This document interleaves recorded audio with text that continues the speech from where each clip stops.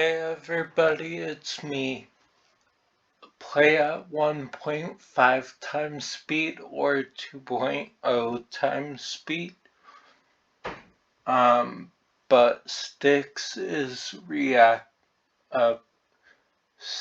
is telling us why we should not avoid solo leveling. No, I haven't seen this, and I want to see what he says, so let's get into it. I just got done streaming day one of solo leveling Arise. And honestly, it ended up being surprisingly more fun than I had given it credit for. This is a Netmarble game, so my immediate thought was, this is gonna suck. Netmarble is gonna ruin it. And admittedly, there are aspects of it that Netmarble did ruin, don't get me wrong. And this is early access, this is not full release globally, so Netmarble has plenty of time to screw this game up. But currently, in the form that this game is in, this isn't actually a bad game. And I have genuinely been having some fun in it. Let me start with the obvious. Yes, this game looks Ignore that DM message. really good.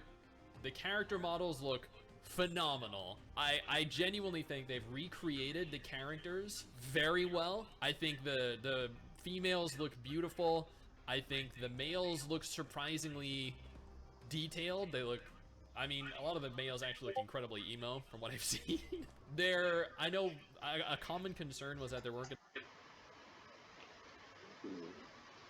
All the Discord messages, ignore those right now.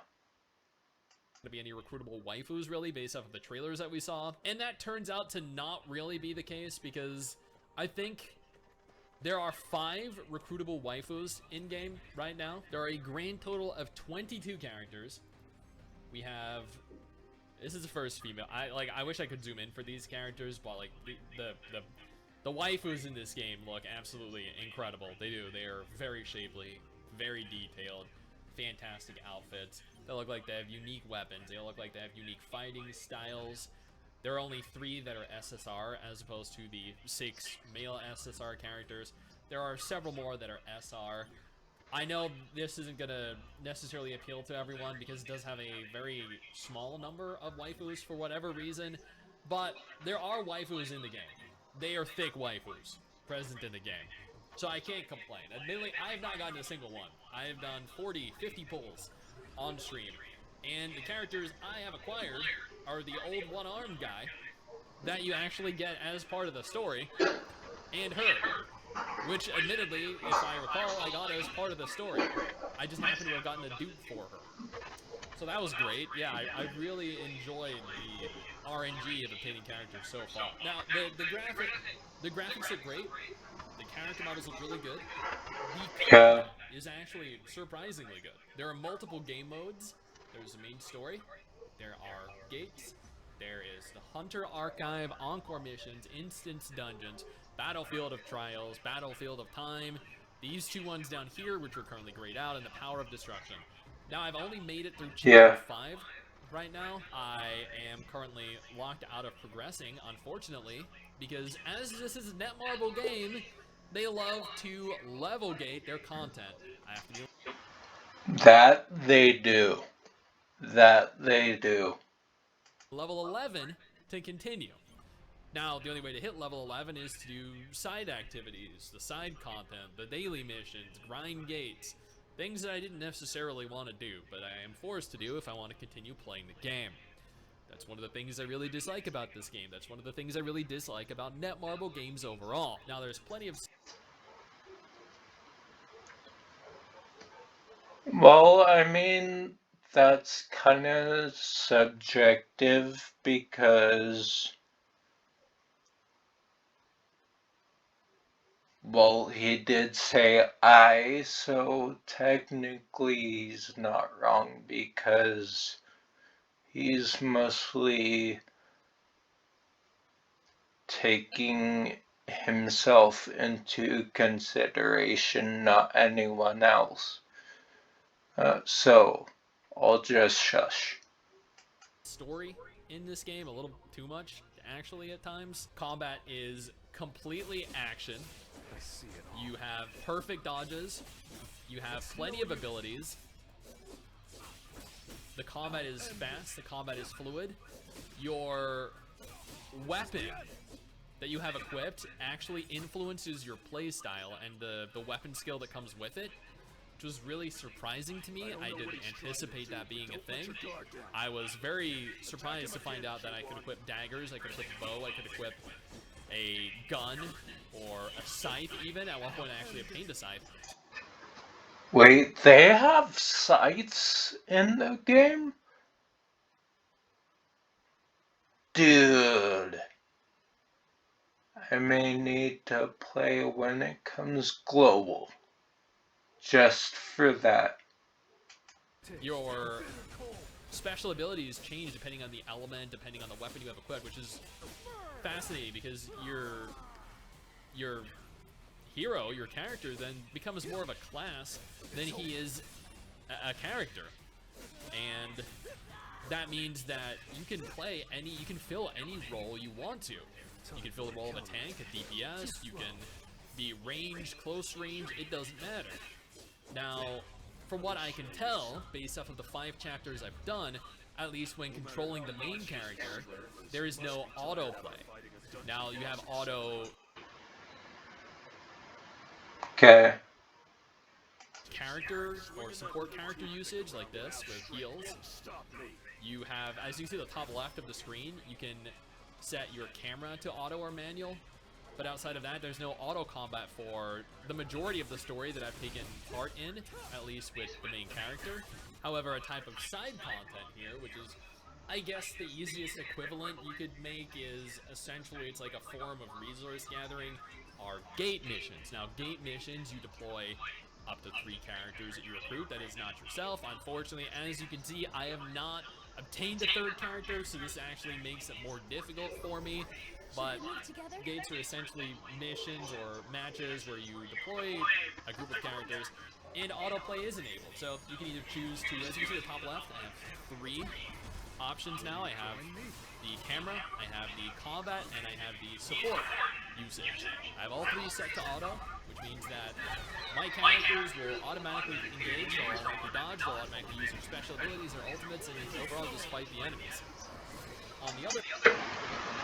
Wait, so you have a smart camera, which is for the auto combat, and then you have auto combat, and then you have the auto switch.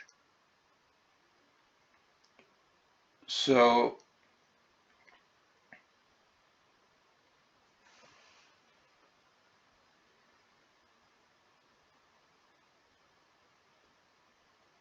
if you don't have that enabled, what are they called?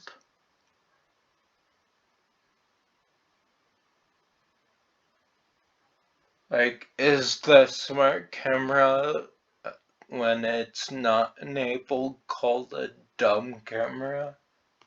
Sorry. Just a joke. I gotta have fun with it somehow. other hand, I can opt to completely remove auto and set it to manual. And I can take over and play the game how I want to play it without relying on the characters to do it themselves. I can also set it to semi-auto. But I mean, this is a very repetitious type of gameplay, a very repetitious mode. So it's easier, I think, to just set this to auto and then never look back. You know, like, pull out your phone, go play another game, go browse some YouTube videos, catch up on some Netflix or something. Just periodically tab back in, do the gates as they're available, and then once you've completely finished all of them, move on and actually play the game, because hopefully, theoretically, you should no longer be gated from progression at that point. As you can see, I'm very close to leveling up down there. I literally just need 9 more XP, and I'd be able to continue with the story. But unfortunately, How much XP do you get for one gate? that just isn't the case because RNG hates me, and it chose to give me 9 XP less than I require. Never mind, I got XP from completing the mission down the bottom, which leveled me up. Thank God. Now I can continue with the story. Tomorrow, Thinking we start cutting carbs. Ignore the ads. I need to drop my belly fat. If you want to drop on stream, or later today, actually, on stream, over the course of the weekend. Now, I noted each weapon changes your class, and therefore your fighting style, your ability usage.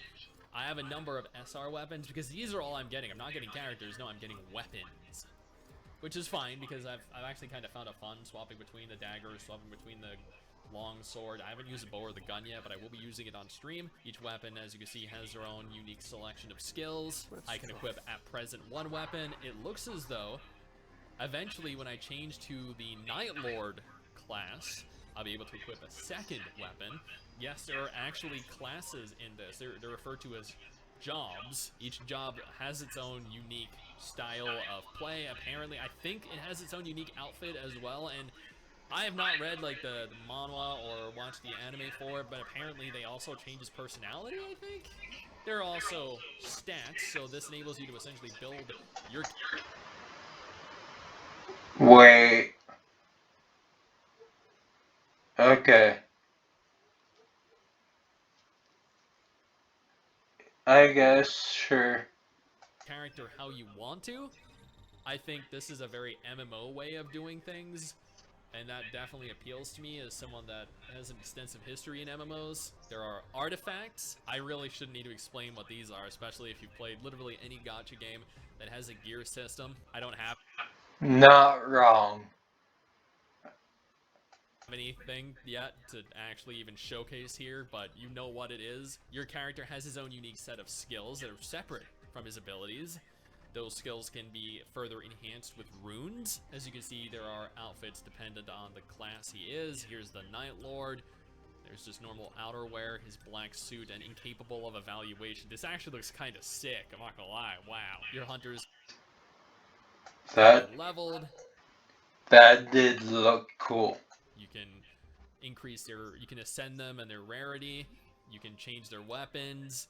They have artifacts. They have skills as well.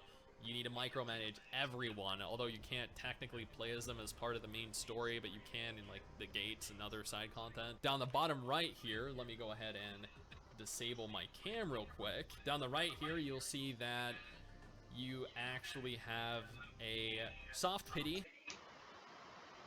of 80, so you're guaranteed an SSR character after 80 draws. Upon hitting 64 draws, the rate of SSR unit acquisition is actually increased.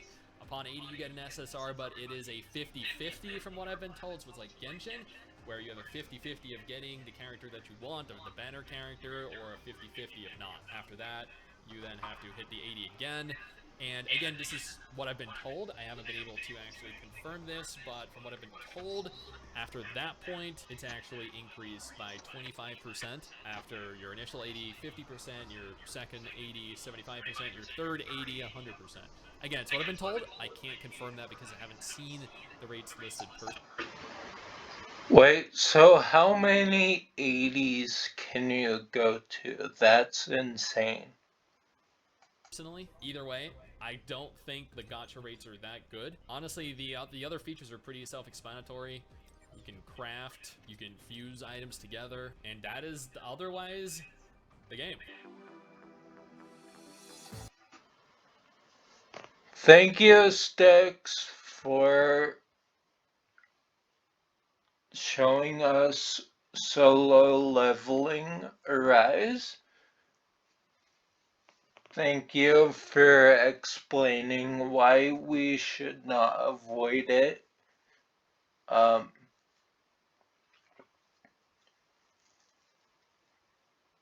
I do think that will be an interesting looking to try out when it comes global. So I'm all for it, honestly. Anyway, thank you so much for watching. Go subscribe to Stix, he's awesome. And I will see you all later. God bless.